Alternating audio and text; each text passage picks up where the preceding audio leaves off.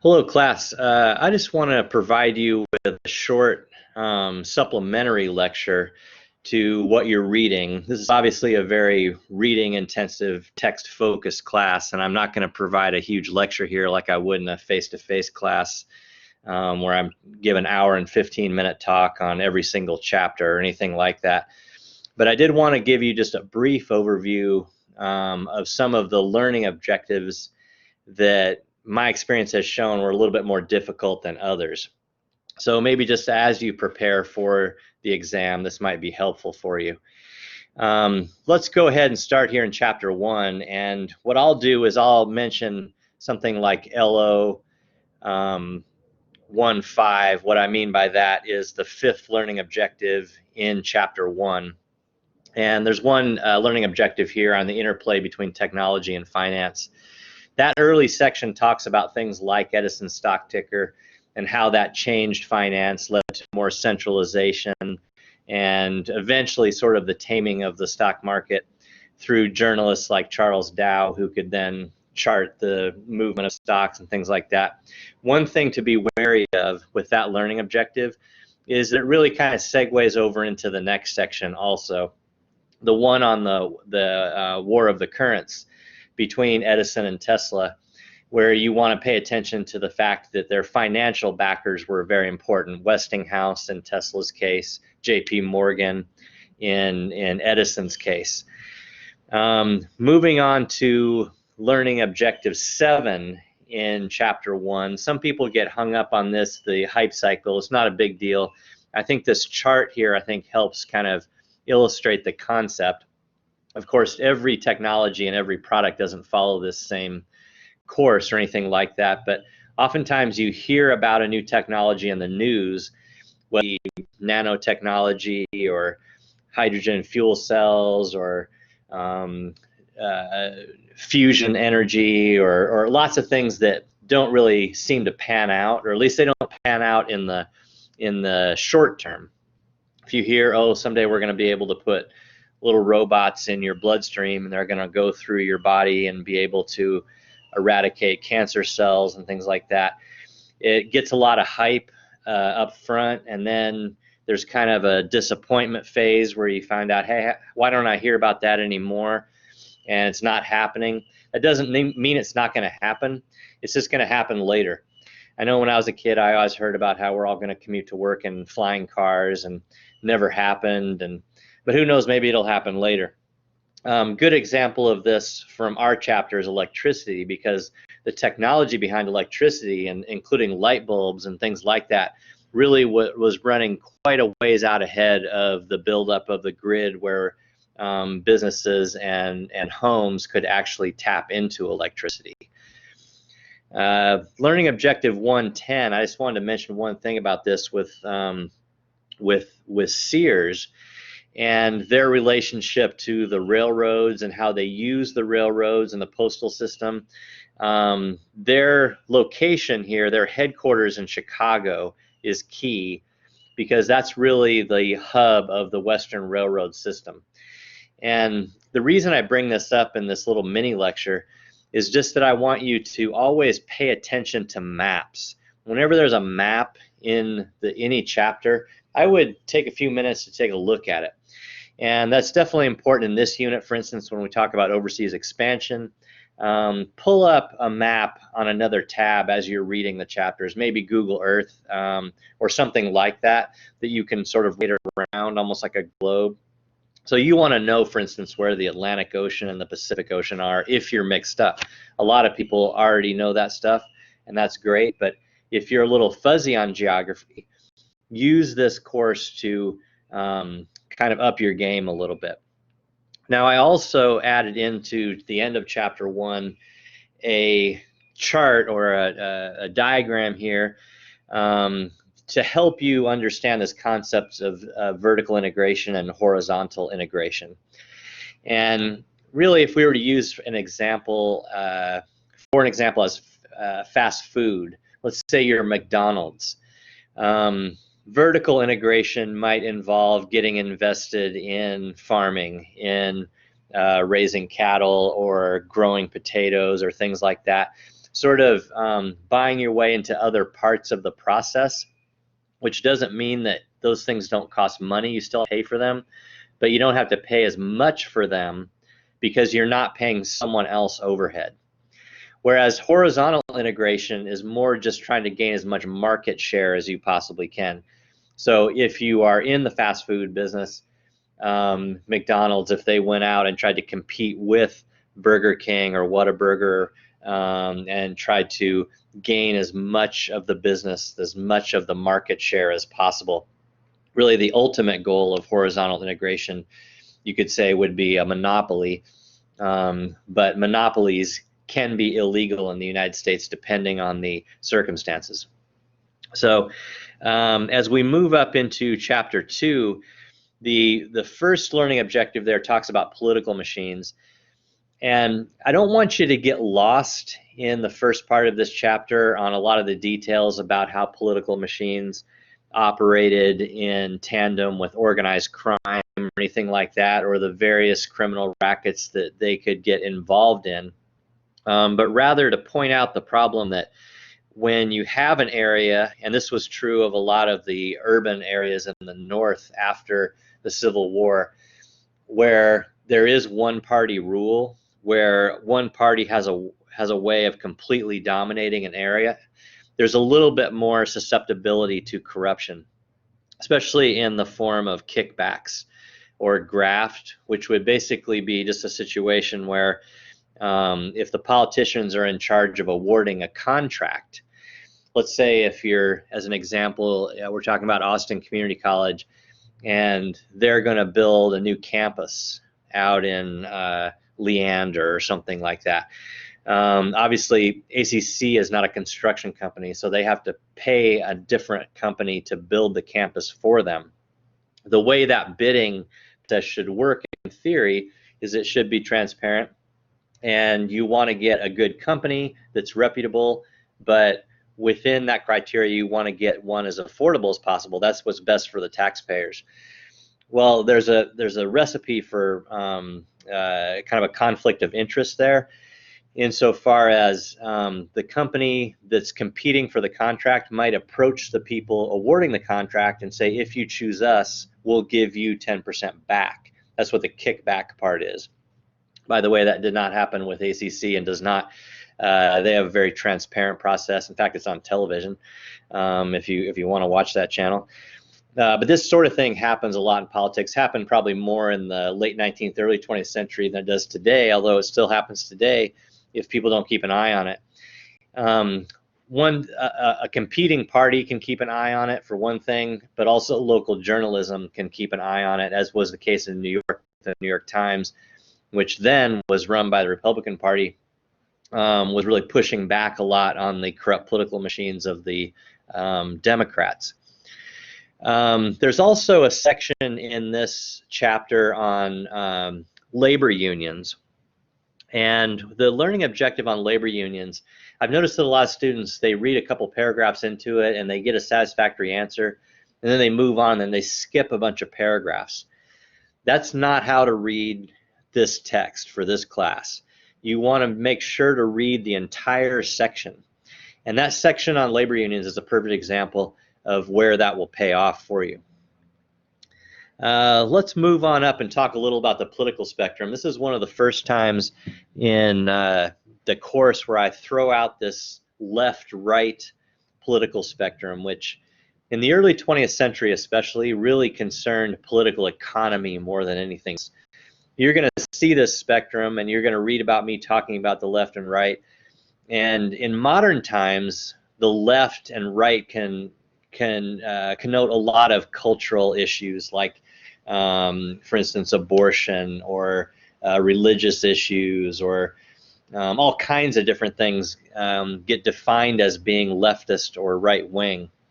But really, the way you want to start learning about this is with the economic side of that spectrum, with a little bit more government intervention on behalf of workers and consumers over here on the left, and a little more free market. Let the economy sort of work its own course over here on the right, with less government interference, lower taxes, less regulation, etc. One of the interesting things about the late 19th century is that nobody was really out there appealing directly to the workers on the left part of the spectrum. So you had the Republican Party was more over here on the right. In that era, sort of the near right. You might think the Democrats, as they rebuilt themselves after the Civil War, having been on the losing side of the Civil War, would have maybe taken advantage of appealing to workers here, but they didn't want to be associated with the far left or the more radical left or the more violent left in the form of anarchists. So they were kind of shying away from that.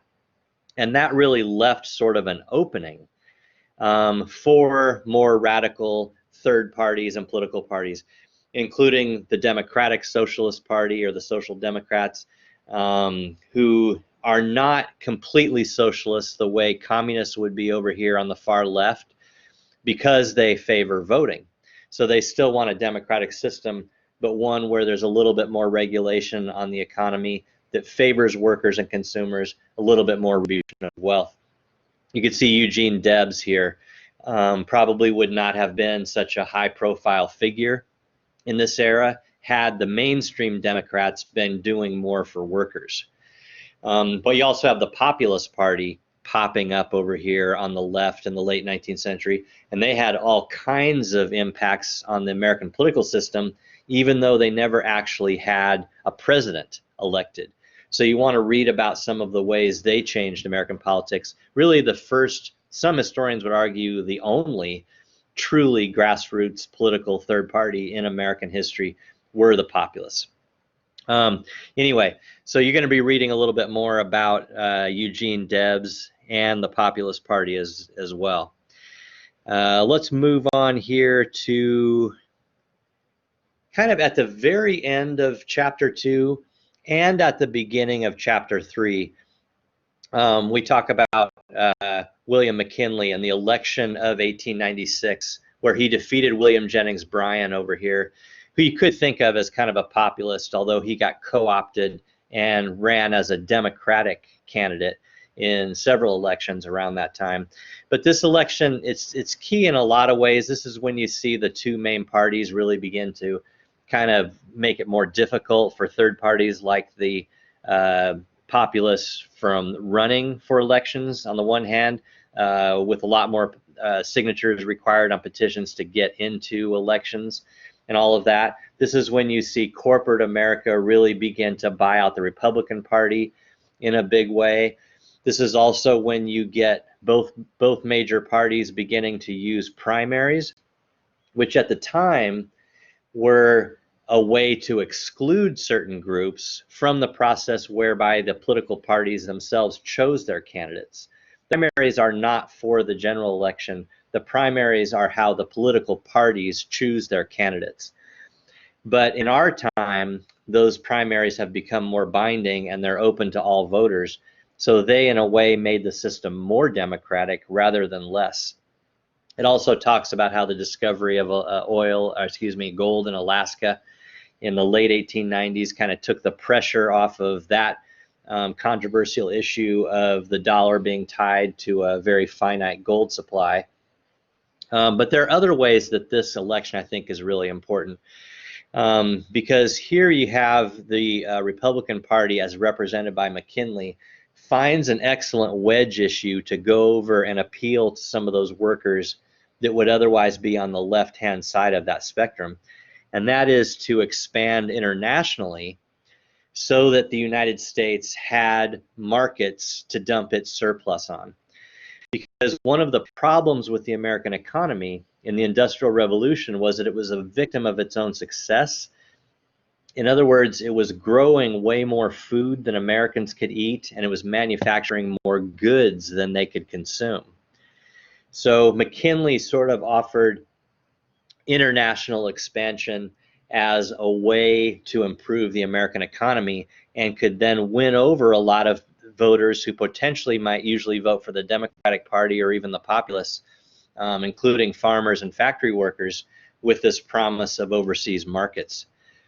So a very important election in that way, because this kind of ushers in an age when the United States begins to step out on the international stage in the way that European countries had prior to that. So there's a big segue there between chapters 2 and 3. Other things in that chapter, chapter 3 on overseas expansion that you want to think about, or that's a little bit difficult, is the distinction between the Monroe Doctrine of the 1820s, whereby the United States proclaimed that the Western Hemisphere, the Americas, was their sphere of influence, and they were sort of warning potential European or Asian imperial powers to stay out of Latin America. There were a lot of Spanish and Portuguese colonies already there, but they're basically saying from now on we don't want any more colonization from anyone else in the Western Hemisphere. Even if the United States isn't going to take over Latin America and make it actually part of the U.S., they don't want other people messing around there. That gets upped in the early 20th century under Theodore Roosevelt with the Roosevelt Corollary, which goes beyond that a little bit and says we are also going to intervene in these countries when there are disputes or when things aren't going in our favor. And so what happened in the early 20th century and beyond was the United States was overthrowing regimes that weren't friendly to it and things like that, especially if countries went in too democratic of a direction. The U.S. didn't like that because that meant then they might be using a lot of their raw materials or keeping a lot of their resources and raw materials for themselves rather than having American companies extract them out of Latin America. You see that happen in Nicaragua, Guatemala, other areas like that. But definitely the Roosevelt Corollary had big impact on the American intervention in Colombia and Panama that you can read about as well. Let's move on then and talk a little bit about American expansion. Some of this I already mentioned with McKinley in the 1896 election. If you look at this poster, I guess you could call it, sort of a campaign poster, and blow it up in the textbook and look a little bit more detail, you can see some of the things that they were proclaiming as having been successful in McKinley's first term with this international expansion, and how that relieved a lot of the pressure in the American economy of having too much surplus goods and crops, and allowed them to expand overseas. And that's something that Alfred T. Mahan would have certainly approved of also. This man over here, Alfred T. Mahan, retired Navy admiral, who was writing about the need for America to expand overseas by both building up a big merchant marine and then having a strong Navy to protect critical strategic choke points, canals, things like that, so that we could move all over the world and sell these surplus goods and have access to other raw materials if we needed them, although the United States was already pretty wealthy in its own raw materials. The chapter 4 on the progressive era, you're going to find a learning objective early on there where you talk about who were the progressives and what was progressivism and all that. And it's going to seem a little bit broad to you because there's so many different groups that all could be defined as progressives. Some that we would think of as good in our day, like the women's suffragists, or outlawing prostitution, or making the world safer, or developing standards, units of measurement, in other words, that we could agree on, like what is 1 unit of horsepower, or things like that. And there's also a lot of groups in there that we would not consider progressive today, like the Ku Klux Klan, eugenicists for sure, or you might not agree with the project of trying to outlaw alcohol. So it's a big wide mix of people, but all of them in their own way trying to change society, trying to improve society as they saw it. So it's a pretty broad definition, and the way to get a feel for who these progressives were isn't just to read about that definition at the top of the chapter, but really rather also, understand that everything you're reading in all the sections in the chapter connect to that in one way or another. What do we mean by regulatory creep or red tape over here? That's just a lot of the laws that sort of add up in the system and make those rule books thicker and thicker. I can remember a few years ago spraining my ankle down at Gregory Gym at UT playing basketball. And, you know, it took about 45 minutes to fill out all the paperwork before I could get some ice on that ankle. That's not because the institution, the University of Texas, likes paperwork or they're trying to slow things down or anything like that. That's because you and I are litigious. That's because people sue institutions that do things incorrectly in those cases. So they're liable, in other words, to lawsuits if they don't do this and they don't do that. And so it isn't just that the government comes along and says, hey, we want to have way too many rules or anything like that. It's people suing each other, citizens advocating for this, citizens advocating for that. They just start to add up more and more. And you'll experience this also when you get out in the work world, if you haven't already, just trying to get signed up to be a student at ACC, that there ends up being lots of paperwork. We tend to not go back and get rid of laws that we don't like on a regular basis, and so they add up. Build a house in Austin, renovate your house in Austin, you're going to go through a lot of permitting process with the city. On the other hand, our buildings and homes, they don't burn down as much as structures in other countries. So there's always both sides to it. I kind of bring this photo up here as an example or an introduction into this chapter.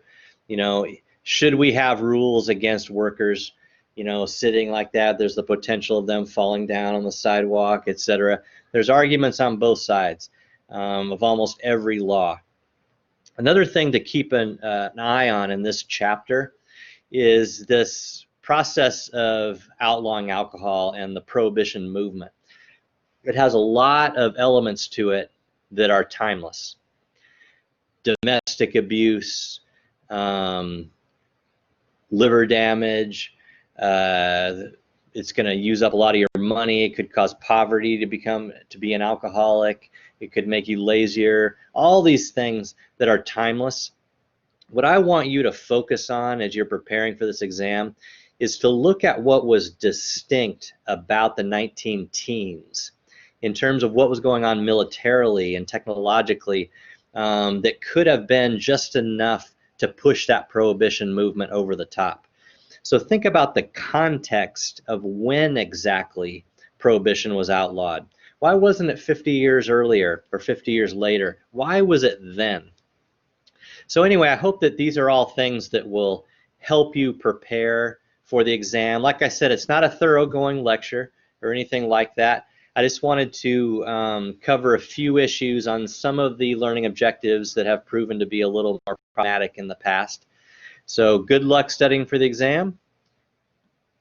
Talk to you later.